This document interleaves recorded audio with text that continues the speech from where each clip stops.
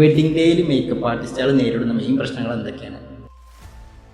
ഇപ്പോൾ grooms and brides ഇപ്പോൾ വീട്ടിൽ നിന്ന് ഓരോരോ ഹോം റെമഡീസ് യൂസ് ചെയ്യും ഒന്നും പാടെ ഗ്ലോ കിട്ടിട്ട് കരുതിയിട്ട്. പക്ഷെ അതെന്താ വെച്ച് കഴിഞ്ഞാൽ നമ്മൾ ഫേസിൽ നമ്മൾ അപ്ലൈ ചെയ്യുമ്പോൾ കുറച്ച് കഴിയുമ്പോൾ റിയാക്ഷൻസ്, റെഡ് റാഷസ് അങ്ങനത്തെ കാര്യങ്ങളൊക്കെ വന്ന് നമ്മളെ മേക്കപ്പ് തന്നെ ഫ്ലോപ്പ് ആവാനുള്ള ചാൻസ് അത്യാവശ്യം കൂടുതലാണ്. അതെ, അങ്ങനെ ചെയ്യുമ്പോൾ ഇപ്പൊ മേക്കപ്പ് പ്രോപ്പറായിട്ട് സെറ്റ് ആവാത്ത സിറ്റുവേഷൻസ് ഉണ്ടാവാറുണ്ട്. പിന്നെ ഒരു കാര്യം എന്താന്ന് വെച്ച് കഴിഞ്ഞാല് ഇപ്പൊ ബ്രൈഡ്സ് ഒക്കെ മേക്കപ്പ് സെഷനിൽ ഇവര് ഫോൺ നന്നായിട്ട് യൂസ് ചെയ്യുന്നു. ആ സമയത്ത് നമുക്ക് മേക്കപ്പ് ഡിലേ ആവാനുള്ള ചാൻസസ് ഉണ്ട്. അതേപോലെ ഐ മേക്കപ്പ് ഒക്കെ ആണെങ്കിൽ അത് പ്രോപ്പറായിട്ട് ചെയ്യാൻ പറ്റില്ല.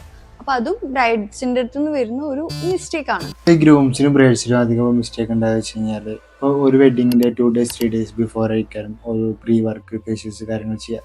ഓൾറെഡി ഇപ്പോൾ ചെയ്ത് ശീലമുള്ള ആൾക്കാരാണെന്നുണ്ടെങ്കിൽ അത് ഓക്കെ, കുഴപ്പമില്ല. അപ്പോൾ ഈ ഫ്രഷേഴ്സ് ഒക്കെ വരികയാണെന്നുണ്ടെങ്കിൽ ഒരു 3 month ബിഫോർ എങ്കിലും ചെയ്ത് കണ്ടിന്യൂസ് ആയിട്ട് ട്രീറ്റ്മെന്റ് ബേസ് അവരെടുത്ത് വരണം. പിന്നെ ഇതേപോലെ ഇവര് കുറച്ച് സാൾട്ടി ആയിട്ടുള്ള ജങ്ക് ഫുഡൊക്കെ കഴിച്ചിട്ട് ഇവർക്ക് നല്ലപോലെ ഫേസ് ബ്ലോട്ടിങ് വരാൻ, അണ്ടർ ഐയിൽ പഫിനെസ് വരാനൊക്കെ ചാൻസസ് ഉണ്ട്.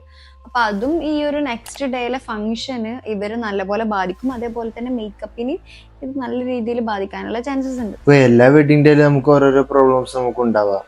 ബട്ട് പ്രിപ്പറേഷനും ട്രസ്റ്റും ഉണ്ടെങ്കിൽ നിങ്ങളുടെ ഡേ എന്തായാലും ബ്യൂട്ടിഫുൾ ആയിരിക്കും. നിങ്ങളുടെ വെഡിങ് ഡേ ബ്യൂട്ടിഫുൾ ആകട്ടെ.